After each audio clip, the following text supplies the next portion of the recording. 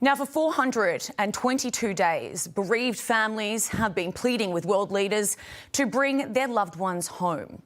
100 hostages, including 7 Americans, are still being held by Hamas terrorists in Gaza.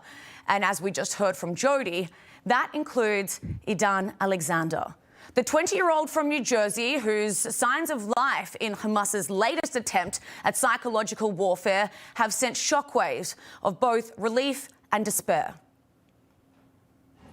As an American, I've always believed in the power of the United States.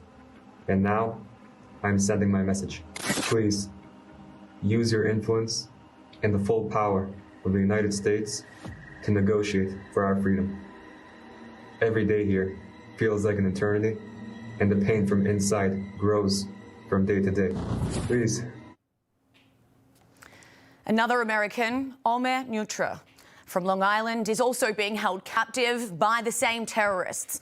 He was 21 years old when he was abducted by Hamas and has since had 2 birthdays whilst in captivity. Yet his status is unknown. His parents, Ronen and Orna, join me in studio now. To you both, I just want to say, first of all, I'm so sorry for what you have had to endure for more than a year now. When you see that video of Idan, a man not similar from Omer, similar age, both grew up on the east coast of the United States, how does it make you feel? I'll start with you, Orna. Mixed emotions. You know, on the one hand, such great relief. Any sign of life is a good sign. But then, you know, you see the desperation. And they've been there for such a long time.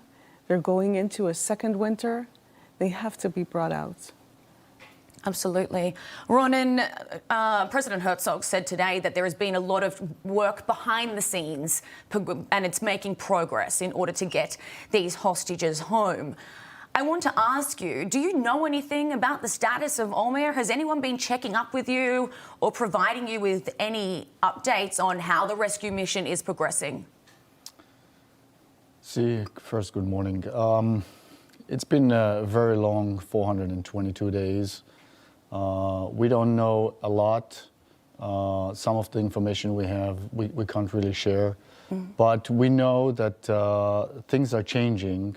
We know that since President Trump was elected, there is a new wave of activity, and we have urged President Biden and President Trump to work together with their teams to seize the moment and bring our dear ones, our son, and the rest of the hostages back. And we believe this is the time, and we believe we may be able to see what we call a Reagan moment, where things just aligned, and we are hoping that we're getting very close to it. Not only President Biden and President Trump should work together, but they also have to work with Netanyahu, who the hostage forum, which you're wearing the shirts of, believe that he hasn't been doing enough. How do you, as the parents, actually feel, Orna? Until they're home, it's never enough, right? Israel is a democracy, and we have a right to claim and demand from our government to do their utmost to bring the people home. They shouldn't have been there for such a long time, and they need to come out. So any pressure that we're seeing is legitimate pressure. They have to do whatever is needed. Of course, Hamas took them, right? Hamas is the devil. They need to release them. And I believe President Biden said that just yesterday when the video came out. You know, Hamas, if they were to release them today, the war would probably be over. So, but of course, you know, our leaders, whether here in the United States or in Israel, need to do everything that they can to make this happen. As parents, have you been supporting each other? Do you have contacts with the other hostage parents, and particularly Idan's parents after that video has been released? Of course, we talk to them on a daily basis.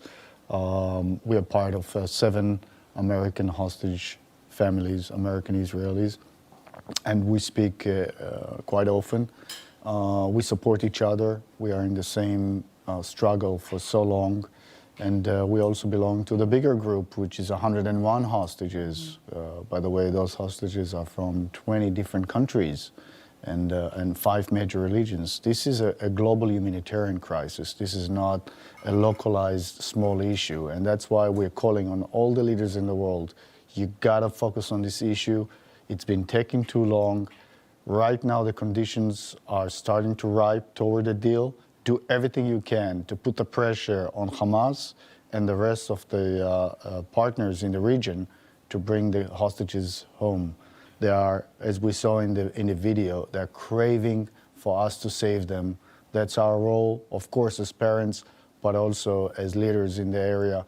This is a terrible situation that must be resolved. Not even leaders, but I believe citizens of the world too. If you have some sense of humanity, you should be also trying to push these world leaders. We don't have a lot of time left. I want to give you both at least 10 seconds, 15 seconds each to talk directly to Omer. He's had 2 birthdays since he has been in captivity. If he was watching this right now, what would you say to him? Omer, we miss you so much. Keep strong. We know you are strong. Please hold up, because we understand and really hope that there's an opportunity right now, even before inauguration, to make this happen. So just a little bit more. Hold off. We're waiting for you. We love you. We miss you. Ronen?